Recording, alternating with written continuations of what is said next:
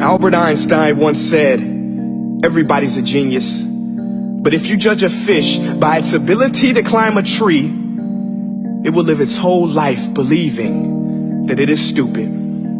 Ladies and gentlemen of the jury, today on trial we have modern day schooling. Glad you could come. Not only does he make fish climb trees, but also makes them climb down and do a 10-mile run. Tell me, school, are you proud of the things you've done? Turning millions of people into robots, do you find that fun? Do you realize how many kids relate to that fish swimming upstream in class, never finding their gifts, thinking they are stupid, believing they are useless? Well, the time has come, no more excuses. I call school to the stand and accuse him of killing creativity, individuality, and being intellectually abusive. He's an ancient institution that has outlived his usage. So, Your Honor, this concludes my opening statement, and if I may present the evidence of my case, I will prove it. Proceed. Exhibit A. Here's a modern day phone. Recognize it? Here's a phone from 150 years ago. Big difference, right? Stay with me. Here's a car from today, and here's a car from 150 years ago. Big difference, right? Well, get this. Here's a classroom of today, and here's a class we used 150 years ago. Now ain't that a shame? In literally more than a century, nothing has changed. Yet you claim to prepare students for the future? But with evidence like that, I must ask, do you prepare students for the future or the past? I did a background check on you and let the record show that you were made to train people to work in factories, which explains why you put students in straight rows, nice and neat, tell them sit still, raise your hand if you want to speak, give them a short break to eat, and for 8 hours a day, tell them what to think. Oh, and make them compete to get an A letter which determines product quality, hence grade A of meat.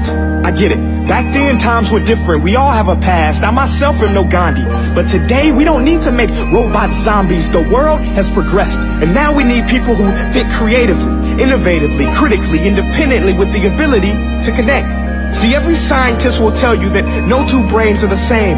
And every parent with 2 or more children will confirm that claim.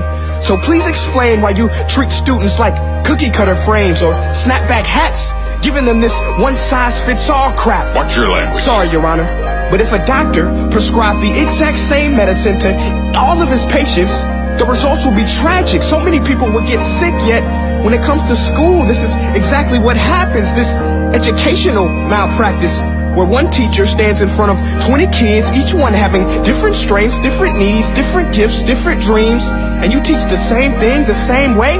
That's horrific. Ladies and gentlemen, the defendant should not be acquitted. This may be one of the worst criminal offenses ever to be committed. And let's mention the way you treat your employees. Objection. Overruled. I want to hear this. It's a shame. I mean, teachers have the most important job on the planet, yet they're underpaid? No wonder so many students are short-changed. Let's be honest. Teachers should earn just as much as doctors, because a doctor can do heart surgery and save the life of a kid. But a great teacher can reach the heart of that kid and allow him to truly live. See, teachers are heroes that often get blamed, but they're not the problem. They work in a system without many options or rights. Curriculums are created by policymakers, most of which have never taught a day in their life. Just obsessed with standardized tests. They think bubbling in a multiple choice question will determine success. That's outlandish. In fact, these tests are too cruel to be used and should be abandoned, but don't take my word for it. Take Frederick J. Kelly, the man who invented standardized testing, who said, and I quote, "These tests are too cruel to be used and should be abandoned." Ladies and gentlemen of the jury, if we continue down this road, the results will be lethal. I don't have much faith in school, but I do have faith in people. And if we can customize healthcare, cars, and Facebook pages, then it is our duty to do the same for education, to upgrade and change and do away with school spirit, because that's useless. Unless we're working to bring the spirit out of each and every student, that should be our task. No more Common Core. Instead, let's reach the core of every heart in every class. Sure, math is important, but no more than art or dance. Let's give every gift an equal chance. I know this sounds like a dream, but countries like Finland are doing impressive things. They have shorter school days.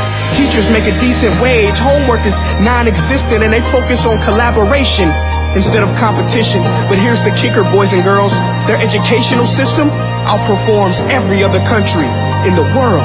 Other places like Singapore are succeeding rapidly. Schools like Montessori, programs like Khan Academy, there is no single solution.